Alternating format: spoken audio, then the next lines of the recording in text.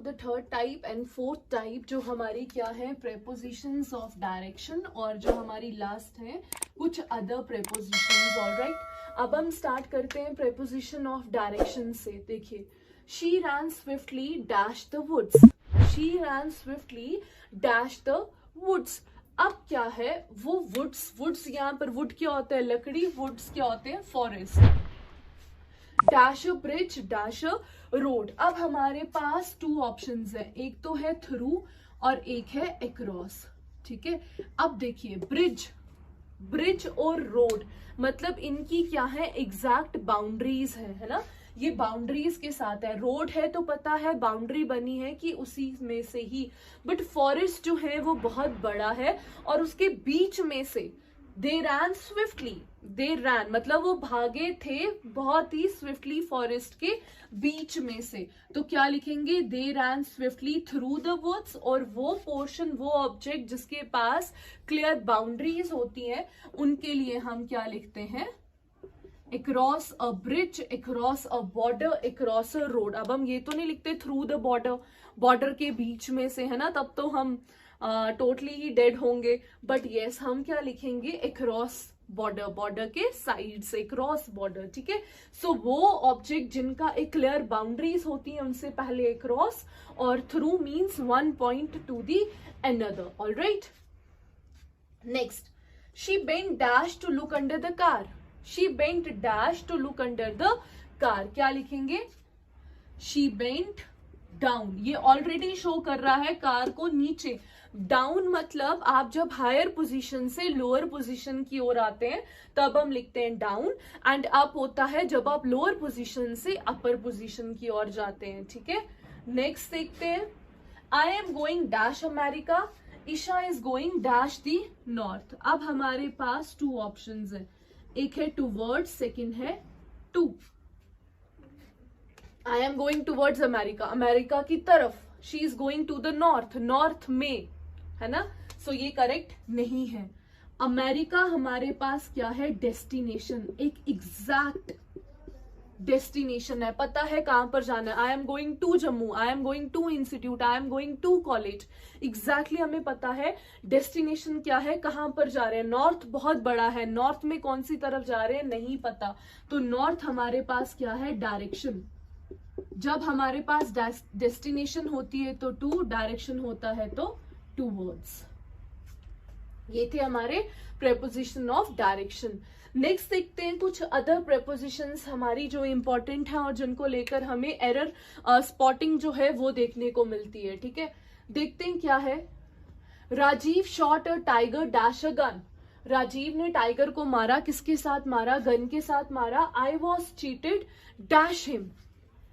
अब हमारे पास यहां पर भी टू ऑप्शंस है, विद और बाय। राजीव ने टाइगर को मारा, किससे मारा, गन से मारा, तो क्या लिखेंगे, Rajiv shot a tiger with a gun, I was cheated by him. By use होता है ह्यूमन बीइंग के लिए जो कोई एक्शन करते हैं, विद यूज होता है नॉन लिविंग के लिए जिसके साथ एक्शन किया जाता है, लाइक इंस्ट्रूमेंट्स, वेपन्स, वो हमारे क्या है, विद। और बाय यूज होता है जो एक्शन करता है। ठीक है, for example, she writes dash a blue pen, she writes with a blue pen. A letter was written dash her, a letter was written by her, letter किसके through लिखी गई थी, उसके लिए, जो एक्शन करता है उसके लिए बाय, और जिसके साथ एक्शन किया जाता है उसके साथ विद। अब लास्ट हम देखते हैं, यहां पर ना आपके पास टू ऑप्शंस है और ये इंपॉर्टेंट रूल है, O F of, O double F off. Sanya is a friend dash mine, Sanya जो है वो मेरी फ्रेंड है। माइन क्या शो कर रहा है, पोजीशन, मेरी, वो बेड से क्या होगी, गिर गई। ओ एफ ऑफ डिनोट करता है रिलेशन को, O double F of denote करता है सेपरेशन को। ओके, सन्या किसकी फ्रेंड है, सन्या मेरी फ्रेंड है। तो जब आप किसी की पोजीशन की बात करेंगे तो ऑफ, जब आप सेपरेशन की बात करेंगे। एक और example, he took dash his jacket, he took off, O double F, क्यों, क्योंकि उसकी जैकेट उसकी बॉडी से अब क्या हो गई, सेपरेट होगी। जहां पर सेपरेशन की बात होती है वहां पर ओ डबल एफ, जहां पर पोजीशन की बात होती है वहां पर ओ है। हेयर एंड आज का जो हमारा सेशन रहेगा वो हम देखेंगे ओमिशंस ऑफ प्रेपोजिशंस। जिसे हमने लास्ट टॉपिक जो था आर्टिकल्स, वहां पर भी हमने ऑलरेडी ओमिशंस पढ़े थे आर्टिकल्स के, बट यहाँ पर हमने ओमिशंस जो हम गो थ्रू करने हैं वो है प्रेपोजिशंस के, है ना। शायद इससे पहले आपने कभी भी प्रेपोजिशंस के ओमिशंस नहीं सुने होंगे कि कहाँ पर प्रेपोजिशन यूज नहीं होता। इनमें से कुछ सेंटेंसेस अगर आप गो थ्रू करेंगे तो वो आपके डेली लाइफ के सेंटेंसेस होंगे जो आप यूज करते हैं। ऑलराइट, तो अब हमने देखना है कौन से ऐसे सेंटेंसेस हैं जहां पर हम प्रेपोजिशंस को यूज नहीं करते। आई थिंक प्रेपोजिशंस तो सबको क्लियर हैं, वर्ड्स जो डिनोट करते हैं पोजीशन को, डायरेक्शन को, टाइम को, प्लेस को। अब देखते हैं हम, let's see the first sentence. I came here in last minute. I came here in last minute. I am going for abroad. Please wait for a minute. अब ये 3 सेंटेंसेस तो हैं हमारे, बट अगर हम यहां पर देखें, ये क्या है? मिनट। ये क्या है? अब्रॉड। ये अगेन क्या है? आपका मिनट। मतलब ये हमें किसका एक्सप्रेशन दे रहा है कि किसकी बात हो रही है? टाइम की।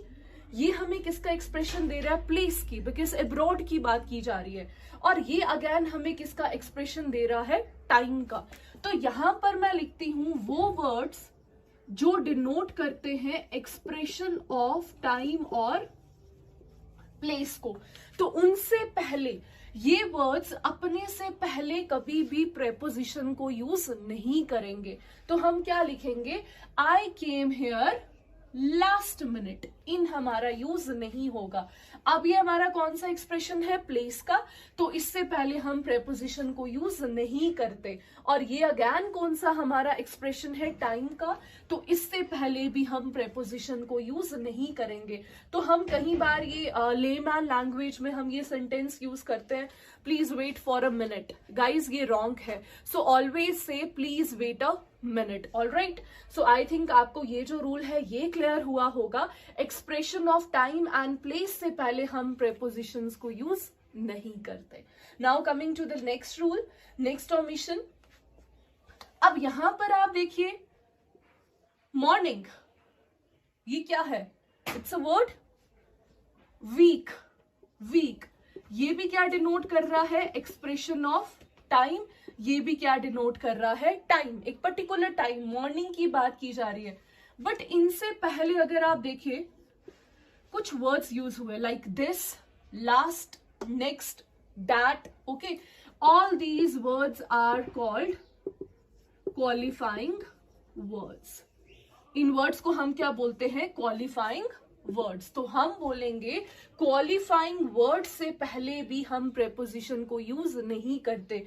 एक्सप्रेशन ऑफ टाइम और प्लेस, अगर इनसे पहले आपका क्वालिफाइंग वर्ड यूज हो रहा है तो ये अपने साथ प्रेपोजिशन को यूज नहीं करेंगे। तो हम क्या लिखेंगे? He went this morning, he met me last week, I am coming again next week. All right, so ये थे हमारे ओमिशंस किसके? प्रेपोजिशंस के। What we can say now, preposition is not used before expression of time and place, and if expression of time and place is preceded by qualifying words like this, that, last, next, ठीक है, तो उससे पहले भी हम preposition को use नहीं करेंगे। ऑलराइट, तो ये थे हमारे omissions of prepositions। तो आई होप ये जो सेकेंड टॉपिक था हमारा preposition, ये आपको क्लियर हो गया होगा। नाउ अब हम इसके बाद देखेंगे इसकी exercise which is very important कि कहां पर हमने एरर स्पॉट कैसे। Morning everyone, welcome again.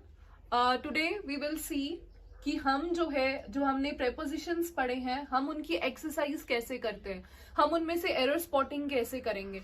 अगर आपके पास ये सेंटेंसेस गिवन है, आप इनमें से ये कैसे देखेंगे कि प्रेपोजिशन कहाँ पर यूज हो रही है और कहाँ पर प्रेपोजिशन का यूज नहीं हो रहा है। जो हमने रूल्स पढ़े हैं, जो हमने ओमिशंस पढ़े हैं, उन्हीं में से ही देखते हुए हम इन एक्सरसाइज को आज सॉल्व करेंगे। ऑल राइट, सो मैं सेंटेंसेस जो हैं वो एक बार आपको पढ़ के बता देती हूँ सो डैट आप इनको सुनकर देखिए क्या इसमें से आपको कोई प्रेपोजिशन में। One by one I am going to read all the sentences. तो आपने ये देखना है कि इनमें से एरर्स क्या हैं। First sentence, you must revise your answer sheet again. You must revise your answer sheet again. Second, would you please ring me up on next Monday. Would you please ring me up on next Monday? Third sentence, Children should be taught to write by a fountain pen. Fourth one, the meeting began at about 2 p.m. अब आप इन sentences को सुन तो रहे हैं, अगर आपको rules अच्छे से क्लियर हुए हैं, ऑब्जेक्शंस क्लियर हुए हैं, तो एट वंस आपके पास इनके जो एरर्स हैं वो आपके हाथ में आ जाने चाहिए कि इन सेंटेंसेस में एरर क्या है. नेक्स्ट देखिए, while going to college I met my old friends in the way. Next, the decade set fire on the house. Again I am repeating this, the decade set fire on the house. In a short time, the new staff will be substituted by those who are on a long leave. This one is very important, all right, and it's very easy. Let me check कि कितने students जो हैं आप में से वो इसका correct जो error है वो निकाल पाएंगे. While returning back from Noida, he lost his purse. 16 teams are competing the World Cup. So ये थे हमारे sentences. अब one by one I'll help you. अगर आपके errors निकल चुके हैं, so very good for that कि आपने इन एरर्स को निकाला है. अगर still you are in doubt कि आपने जो एरर्स इनमें से निकाले हैं वो करेक्ट है, so let's discuss the correct answers. जो एरर्स हमारे हैं उनको डिस्कस करते हैं. You must revise your answer sheet again. First sentence देखिए, रिवाइज का मतलब क्या होता है? दोबारा गो थ्रू करना. अगैन का मीनिंग क्या होता है? दोबारा. सो दोनों यहाँ पर हमारे जो वर्ड्स है इनका आंसर क्या है, मीनिंग क्या है? Same. You must revise your answer sheet again. आपको अपनी आंसर शीट को दोबारा रिवाइज करने की जरूरत है. रिवाइज का मीनिंग क्या हो गया? दोबारा. तो यहाँ पर सेंटेंस यहीं पर ही क्लोज हो जाएगा. You must revise your answer sheet. Revise ने ऑटोमेटिकली क्या बता दिया? दोबारा गो थ्रू करो अपनी आंसर शीट को. तो इस सेंटेंस में हमें अगेन की जरूरत नहीं है. Now let's come to the second one. Would you please ring me up on next Monday. निकालिए, सोचिए क्या एरर होगा. हिंट आपके पास गिवन है, मैंने आपको बताया था. जो हमारे एक्सप्रेशन ऑफ टाइम होते हैं, words like morning, evening, alright, ये हमारा क्या है? Expression of time. और उससे पहले हमने डिस्कस किया था, इससे पहले क्या यूज हुआ है? Qualifying words. कौन से थे आपके? This, that, next, last. ये हमारे क्या है? Qualifying words. जब भी एक्सप्रेशन ऑफ टाइम और प्लेस से पहले क्वालिफाइंग वर्ड यूज हुआ होता है तो हम प्रेपोजिशन को यूज नहीं करते. तो क्या होगा करेक्ट सेंटेंस? ये, would you please ring me up next Monday. Alright, now coming to the next one. ये तो बहुत इजी है, बहुत इजी है. सबका आंसर जो है आपको पता होना चाहिए. Children should be taught to write by a fountain pen. Very easy. Pen ये हमारा क्या है? Non living. किसके साथ? आपको बताया था मैंने, बाय और विद में difference. With is use for non living things, जो हमारे इंस्ट्रूमेंट्स, वेपन्स जिससे हम कोई एक्शन यूज करते हैं. एंड बाय यूज होता है लिविंग के लिए, जो उस एक्शन को करता है. I was cheated by him, she is writing with a blue pen. तो क्या होगा? Children should be taught to write with a fountain pen. Okay, next one. ये भी बहुत इजी है. अगर आपको एट का जो रूल है, जो यूज है, वो याद है. The meeting began at about 2 PM.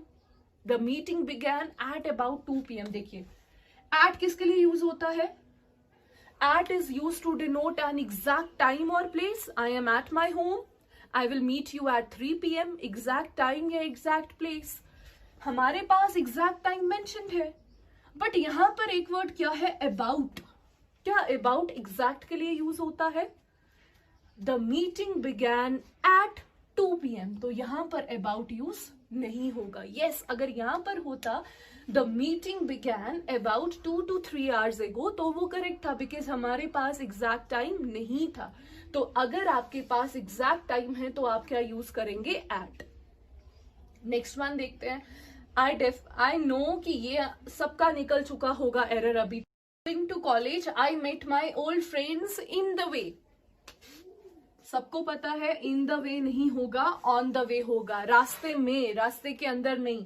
While going to college, I met my old friends on the way. The decade set fire on the house. Very very interesting and very very important. देखिए, चोर, डकैट्स, उन्होंने आग लगाई कहां पर? घर पर. But हमने इस एक्शन को विटनेस नहीं किया.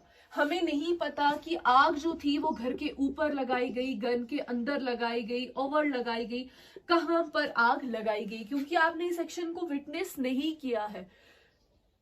यहां पर क्या लिखा है, the dacoit set fire on the house. अब आपके पास क्या है, एग्जैक्ट डेस्टिनेशन की आग कहां लगाई गई, घर पर। तो क्या लिखेंगे, the dacoit set fire to the house, ना कि ऑन द हाउस और ना ही इन द हाउस। ये मैंने डिस्कस किया था, जब भी आपके पास एग्जैक्ट डेस्टिनेशन होती है तो हम क्या यूज करते हैं, to. Alright, now coming to the next one. ये मैंने इसलिए इंपॉर्टेंट बोला था क्योंकि यहां पर आपकी थोड़ी सी जो कॉमन सेंस है वो यूज होने वाली है। बिकॉज सेंटेंस बहुत ही इजी है। लेट्स सी आप में से कितने जो हैं वो इस सेंटेंस को करेक्ट करते हैं। मैं रिपीट करूंगी और आपने हिंदी में पहले इसका मीनिंग निकालना है। इन अ शॉर्ट टाइम, थोड़े ही समय में, the new staff will be substituted by those who are on a long leave. New staff will be substituted, new staff substitute कर लिया जाएगा बाय दोज, उनके through, who are on a long leave, जो खुद long leave में है, क्या वो सब्स्टिट्यूट करेंगे स्टाफ, या उनके लिए स्टाफ जो है वो सब्स्टिट्यूट किया जाएगा। In a short time the new staff will be substituted for those, उनके लिए जो कहां पर है, लॉन्ग लीव पर है। कई बार हमें सेंटेंस बहुत ही ईजी आया होता है, सिर्फ हम क्या मिस्टेक कर लेते हैं, हम उसका हिंदी में मीनिंग नहीं निकालते। ठीक है, सो पहले उस सेंटेंस को ट्रांसलेट करो हिंदी में, मीनिंग देखो, फिर उसके बाद आपने उसका एरर निकालना है। This is the best way to find errors in your sentence. Coming to the next one, while returning back from Noida he lost his purse. अब आप सोच रहे होंगे इसमें कोई एरर तो है ही नहीं है। While returning back from Noida, जब वो नोएडा से वापस आ रहा था उसने अपना पर्स जो था वो खो दिया था। Is there any error? बहुत सारों का यहां पर आंसर होगा no error. But to your knowledge, यहां पर हमने टू वर्ड्स देखे थे, रिवाइज और अगेन। दोनों का मीनिंग क्या था, सिमिलर। अगर हम यहां पर देखें, रिटर्निंग का मतलब वापस, बैक का मतलब भी वापस। बहुत बार ऐसे एरर भी देखे जाते हैं, टू वर्ड्स जिनका मीनिंग सिमिलर है वो साइमल्टेनियसली या सेंटेंस में दो बार यूज हुए होते हैं। तो क्या लिखेंगे, while returning from Noida he lost his purse. Last, very very easy, very very easy. 16 teams are competing the World Cup.